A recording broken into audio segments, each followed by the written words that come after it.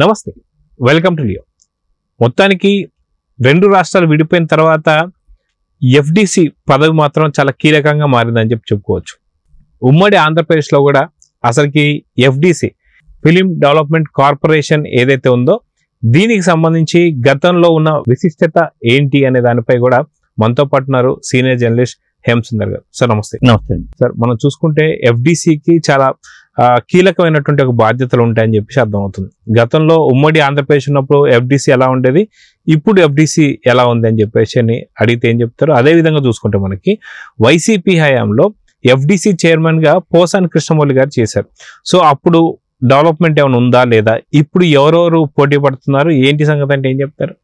అసలు ఎఫ్డిసి అనేది నిర్వీర్యం అయిపోయిందండి. ఎందుకంటే ఫండ్స్ కేటాయింపు కూడా సరిగ్గా ఉన్నట్ల. ఎందుకంటే ఆ సంస్థకి ఫండ్స్ ఉండాలి. గతంలో ఏంటంటే ఉమ్మడి ఆంధ్రప్రదేశ్ ఉన్నప్పుడు కూడా చిల్డ్రన్ ఫిల్మ్ ఫెస్టివల్ జరిగేది ఇక్కడ రెగ్యులర్గా నవంబర్లో. అప్పుడు శాశ్వత వేదిక 2 ఏళ్ళకి ఒకసారి జరిగేది. ఇక్కడ ఐమాక్స్లోనే చాలా భారీగా జరిగేవి, నిధులు కేటాయింపు జరిగేది.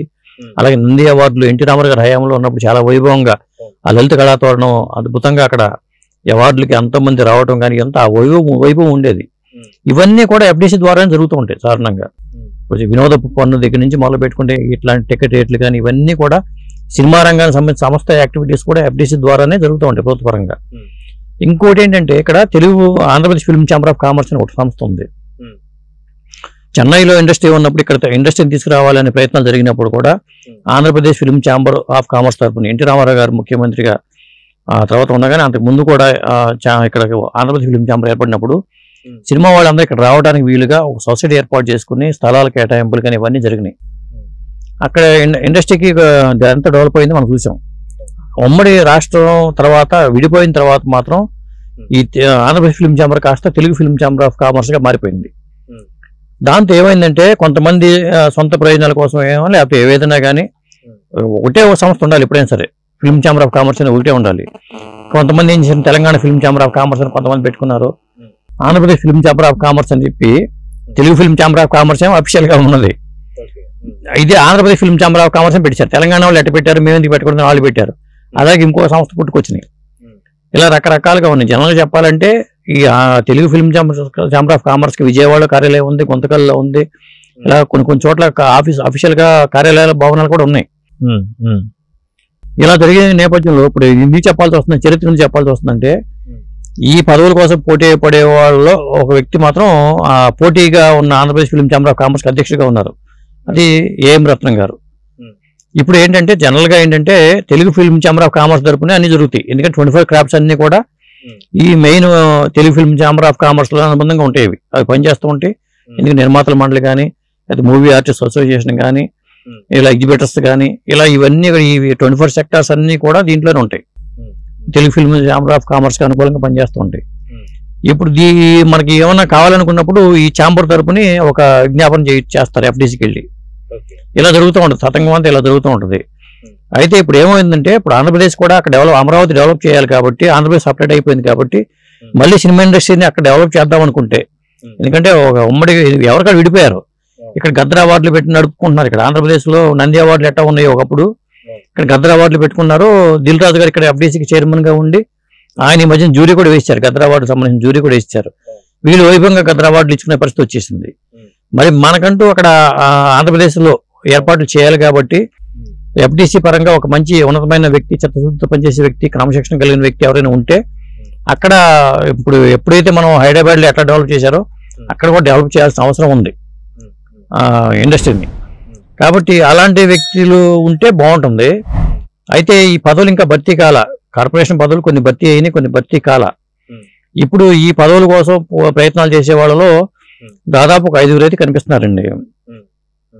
అంటే ఇప్పుడు ఏం రత్నం గారి పేరు చెప్పాను కాబట్టి ఇందాక Andhra Pradesh film chamber of commerce తరపుని అక్కడ అధ్యక్షుడిగా ఉన్నారు. అది Telugu film chamber of commerce సంబంధించిన వ్యక్తి కాదు ఆయన, జనరల్ చెప్పాలంటే. అంటే ఆయన కూడా జనసేన తరపునే ఆయన ప్రయత్నాలు చేస్తున్నట్టుగా మనకు వినిపిస్తున్నది. మరి పవర్ స్టార్ పవన్ కళ్యాణ్ గారు వెనకాల ఉన్నారా? ఎందుకంటే ఆయన ఖుషి సినిమా పవన్ కళ్యాణ్ గారితో చేశారు.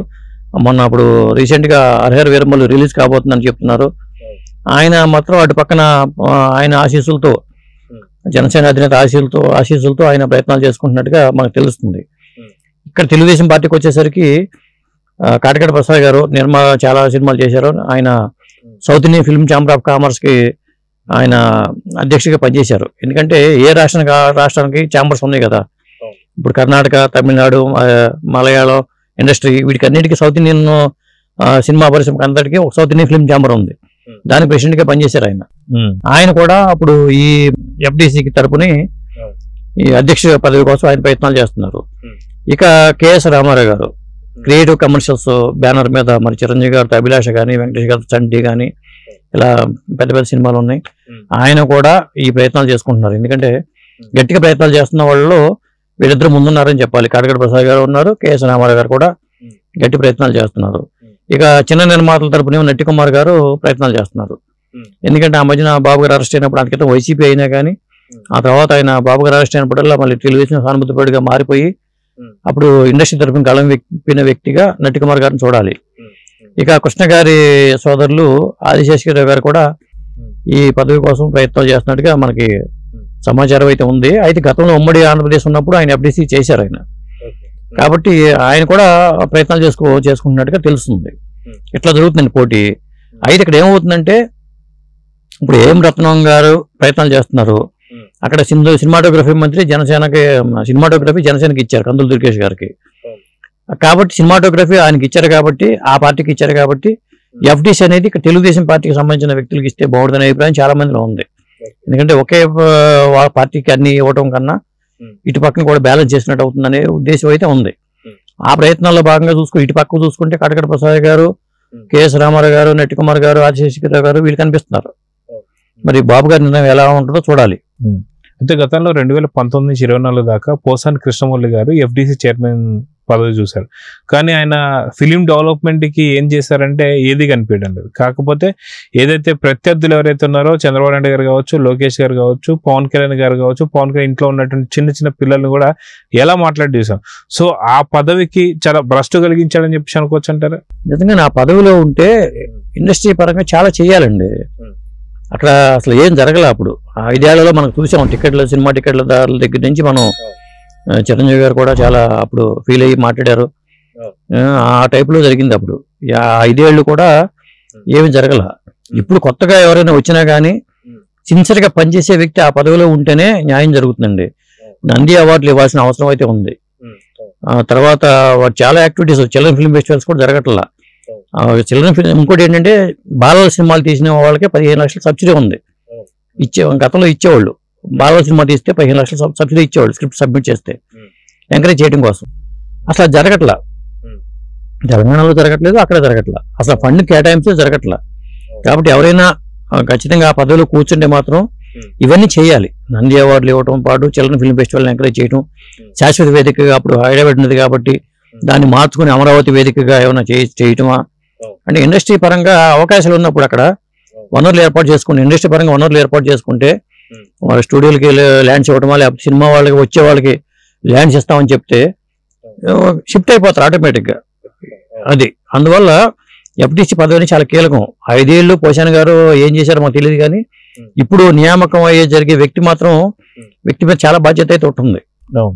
సో చూద్దాం సార్. ఖచ్చితంగా ఎఫ్డిసి ఏదైతే పదవి అయితే ఉందో అది వైసీపీకి సంబంధించి ఎలాగా దాన్ని ఉపయోగించారో తెలుసు. కాబట్టి రానున్నటువంటి ఈ యొక్క కూటమి సంబంధించి ఎఫ్డిసి చైర్మన్ ఎవరైతే వస్తారో ఎన్నికవుతారో వాళ్ళు ఏపీని చాలా హ్యాపీగా చూడాలని చెప్పి కోరుకుందాం. నమస్తే. నమస్తే.